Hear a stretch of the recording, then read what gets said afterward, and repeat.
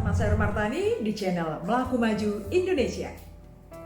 Selamat datang kondisi new normal, normal baru, di mana kita melakukan aktivitas dengan menggunakan protokol kesehatan.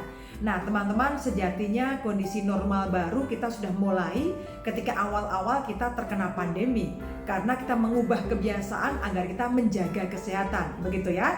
Pertanyaannya sekarang adalah, apa yang dapat kita lakukan agar kita bisa memasuki kondisi normal yang baru ini dengan lebih baik? Ada 3 hal yang saya akan sampaikan teman-teman semuanya. Yang pertama adalah menerima kondisi normal baru sebagai sesuatu yang normal. Artinya bagaimana? Menerima membutuhkan kesiapan mental. Ini adalah sebuah perubahan yang mau tidak mau kita perlu jalani. Nah, contoh sederhana nih teman-teman, pakai masker. Saya rasa sebenarnya kalau diminta memilih, kita lebih suka tidak pakai masker, bener ya? Coba kalau kita pakai masker nih, nah gimana rasanya?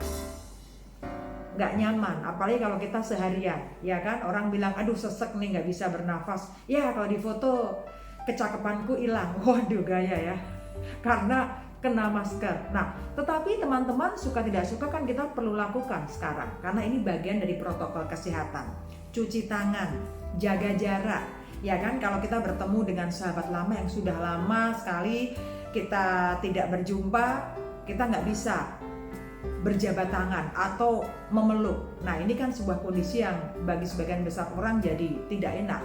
Hanya perubahan itu tidak bisa kita hindari.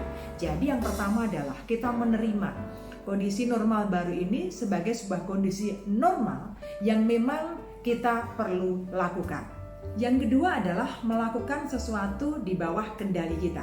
Apa yang bisa kita lakukan? Saat ini bagi sebagian orang mungkin adalah masa survival. Bagaimana bisa bertahan hidup? Aku nggak kerja, aku mau buka usaha tapi juga nggak mudah. Yang penting adalah bertahan hidup.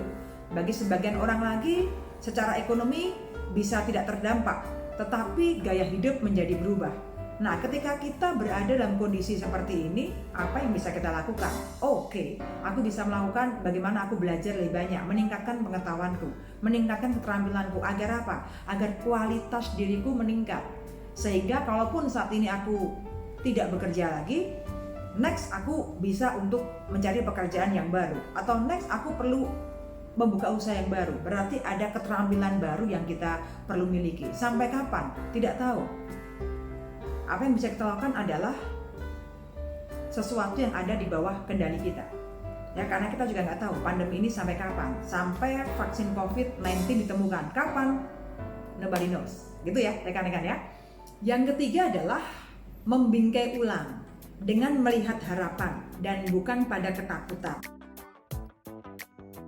Walaupun pandemi, tetap semangat, berdoa, berusaha, berjuang.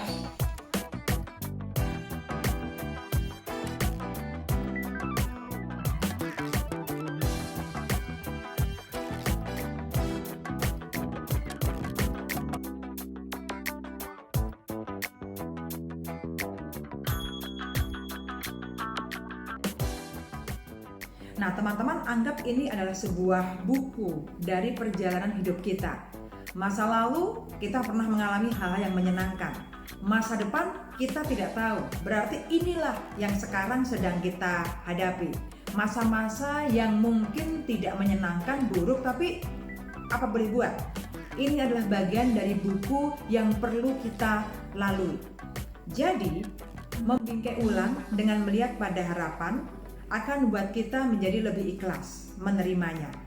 Kita menyadari bahwa hidup ini tidak selalu berjalan tepat seperti yang kita rencanakan. Jadi teman-teman, ada 3 hal yang tadi kita sudah bahas. Yang pertama adalah kita menerima ini sebagai sesuatu yang normal, membutuhkan kesiapan mental. Yang kedua adalah bagaimana kita melakukan sesuatu yang ada di bawah kendali kita.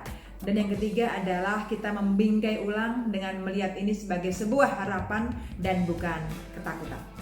Selamat untuk memasuki kondisi normal baru dengan penuh semangat, tetap bersandar pada Tuhan, dan melakukan apa yang bisa kita lakukan. Terima kasih, saya Martani, tetap melaku maju.